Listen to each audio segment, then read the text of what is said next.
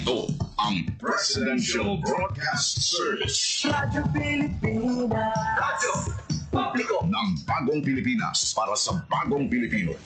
Naghahatid ng mahahalagang balita at impormasyon na guugnay ng pamahalaan sa sambayanan. Tulay sa himpapawid ng serbisyo publiko. Radyo Pilipinas. Radyo Publiko.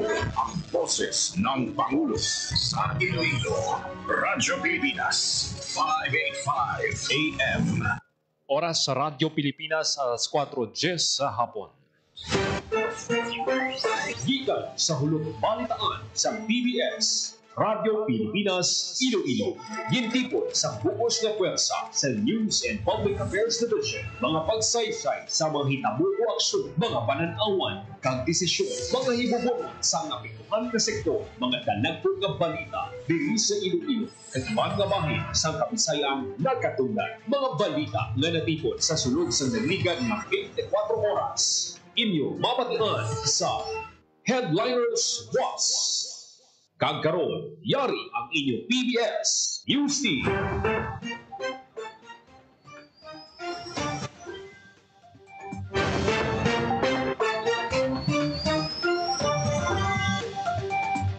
Mayong hapon, ini ang Headliners Watch. Martes, Setyembre 2, tuwing 2025. Ini ang inyo tag balita, Joseph Paul Noblesa Taros. Kagkaroon sa mga pangulong dinalan.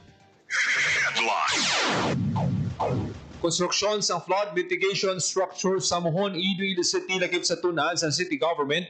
Huwag matumot kung isa sa mga rason sa pagbinaha sa pila ka barangay sa syudad kag sa Banwas sang Uton. Mayor Treñas hindi magtambong sa iwaton nga coordination meeting kaupod ang DPWH ICDEO.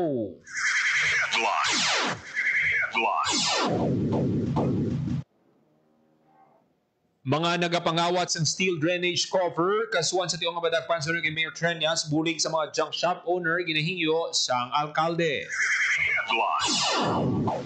Panawagan nga lifestyle check sa mga empleyado sa DPWH suportado ni DPWH 6 OIC Director Joel Limpenko.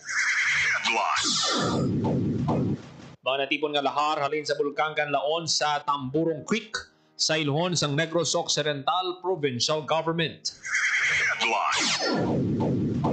Numero sa pamilya sa Negros Occidental nga apektado sa mahabagat nagsaka sa masobra 800. Kagkaroon sa detalye na sang aton mga balita. Radyo Pilipinas. Radyo Pilipinas News. Baha bangod sa flood mitigation structure, construction sa flood mitigation structure sa Mohon, Iloilo City. Lakip sa tunan sa city government agon matubod kun isa sa mga rason sa pagbina sa pila ka barangay sa syudad kag sa Banwas ang Uton. Detalye sang balita, Marian Grace Erenieta. Radyo Pilipinas. Radyo Pilipinas. Radyo Pilipinas. Report. Lakip sa tunan sa Iloilo City Government ang flood mitigation structure phase 1 sa Barangay Mohon sa distrito sang Aragalo maradasaklan sa Iloilo River kung bala isa ini sa mga rason sa pagbinaha sa pila ka barangay sa syudad kag munisipalidad sang Uton.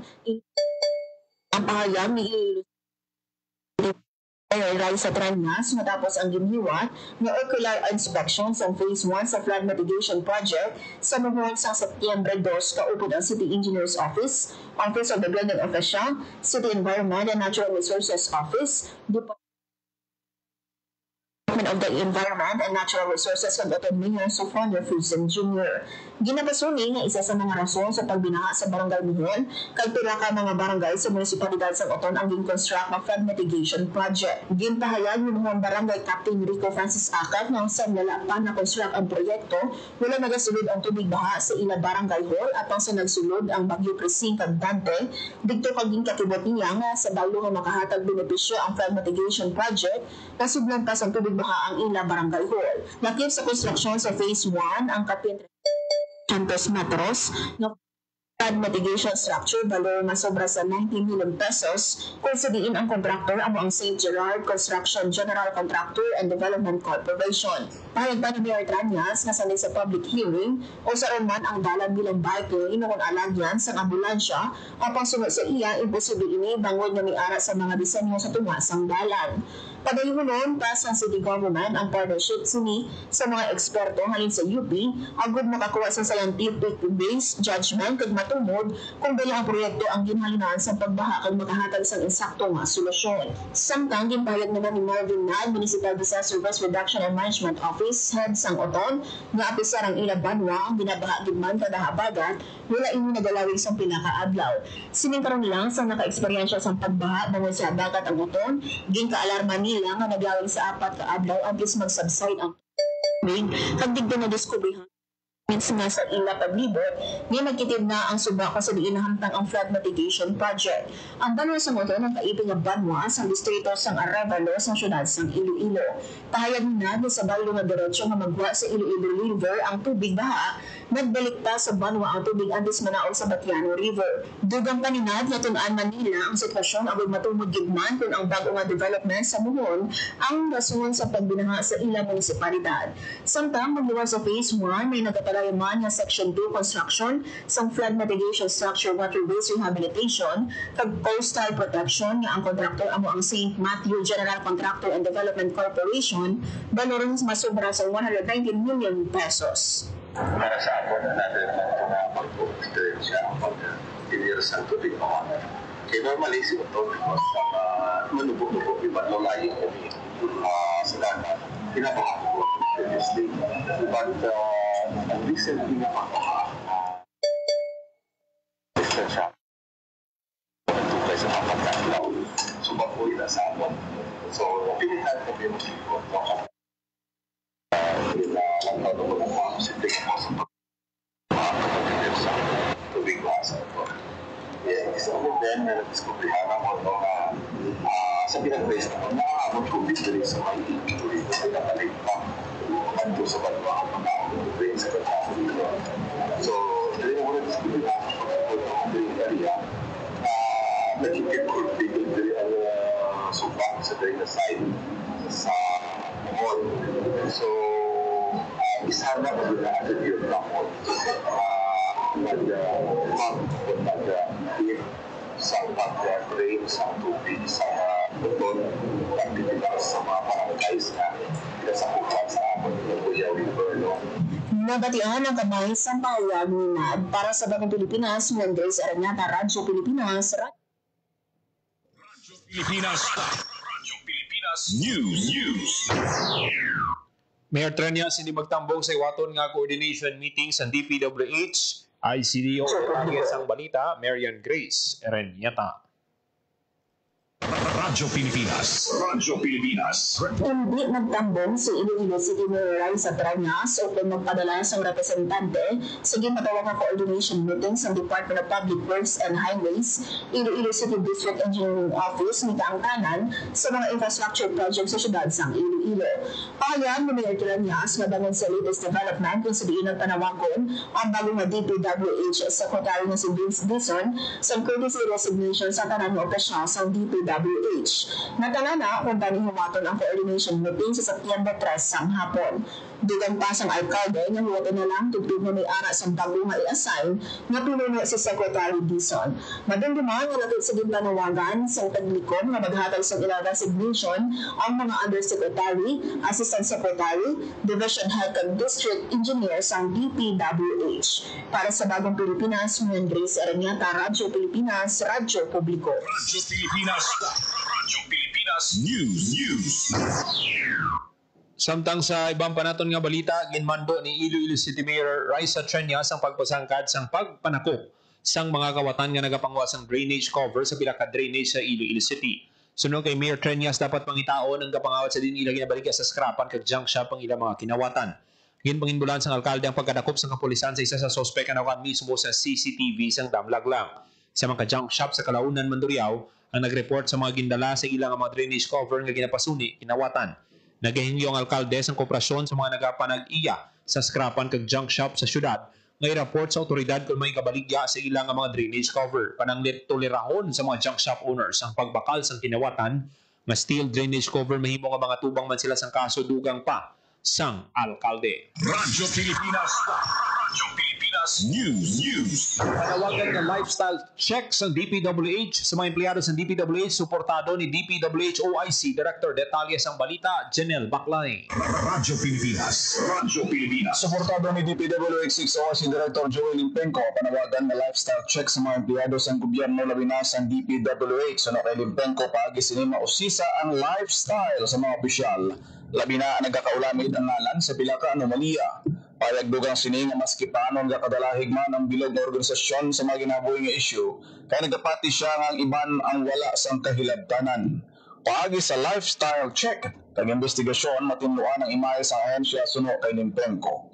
May gintukod na nga team ng DPWH Central Office, agod magpang-usisa sa lifestyle sa mga opisyal, dugang pa ni Limpenco. Para sa Bagong Pilipinas, Janelle Baclay, Radyo Pilipinas, Radyo Publiko. Radyo Pilipinas. Radyo Pilipinas News. Sa iluhon sang Negros Occidental Provincial Government ang mga lahar halin sa Bulkang Kanlaon nga natipon sa Tamburong Creek sa Barangay Biak na Batola, Castellana padulong sa Mount Kanlaon Natural Park Compound sa Barangay Kabagnaan. Pinang ginatudlo nga mayor nga kabangdanan sang pagbaha sa mga area sining karon lang agod mabalik ang kapasidad sang creek. Ang provincial government nagpadala sang backhoes, dump trucks kag engineering team nga magaobra sang nagakaigo nga proseso. Ginpasiguro naman sang provincial government nga ilasundon ang napahayag sa National Integrated Protected Area System agod mapabilin ang integridad sang Mount Kanlaon Natural Park. Radyo Pilipinas. Radyo Pilipinas News. Siya sa 871 ka pamilya o 3,723 ka tawo sa Negros Occidental nga apektado sang pag-ulan nga dala sang habagat sa pinagauli nga datos sang Provincial Disaster Risk Reduction and Management Office Negros Occidental. Pinakaapektado ang Kabangkalan City nga nakabalag sang 579 ka pamilya o 2,873 ka tawo. Samtang apektado man ang 132 ka pamilya o 389 ka tawo sa La Carlota City, 109 ka pamilya o 346 ka tawo sa La Castellana, kag 31 ka pamilya o 75 ka tawo sa Pontevedra. Sa piyak sang pagnamis ang panyempo nagapada ng hugot nga pagbantay kag pag-alalay sang PDRRMO Negros Occidental sa epekto sang habagat sa bugos nga probinsya. Radyo Pilipinas. Radyo Pilipinas. Radyo Pilipinas News. Nag-usmod ang porsyon sang dalan sa Barangay Escalantera, San Joaquin, Iloilo. Apisar nga passable ang dalan, ginapaandaman sang San Joaquin Municipal Disaster Risk Reduction Management Office ang tanan nga magalabay sa dalan nga maghinay-hinay kag maghalong ang ini nga dalan ginalabayan sa mga motorista nga nagaagi sa Tiolas Hamtik National Road. Radyo Pilipinas. Radyo Pilipinas News. Pagpasalamat ni Milbert Balboa sang Balboa Coconut Farm sa Barotac View sa suporta ang ginpalabot sang gobyerno sa iya mga negosyo. Magluwa sa pagdumala sang farm si Balboa ang tag-iyaman sang coco uling nga produkto. Unang ginpasalamatan ni Balboa ang Agricultural Training Institute nga nagatag siya paggiya kag pundo para makabukas ang learning site kag makatanyag sang paggana sa iban nga mangunguma. Nakuman ang nangin suporta sa Department of Trade and Industry kay Balboa nga nagbulig sa iya sa pag-ubra sang logo kag packaging pati na sa pagbaligya sang iya produkto. Dugang pa ni Balboa nangin palagyan man ang duha ka ahensya para makapasakop sa mga trade fair sa dinya nakilalang iya kasubo nga mga cocopreneur kag pila ka customer. Radyo Pilipinas. Radyo Pilipinas News.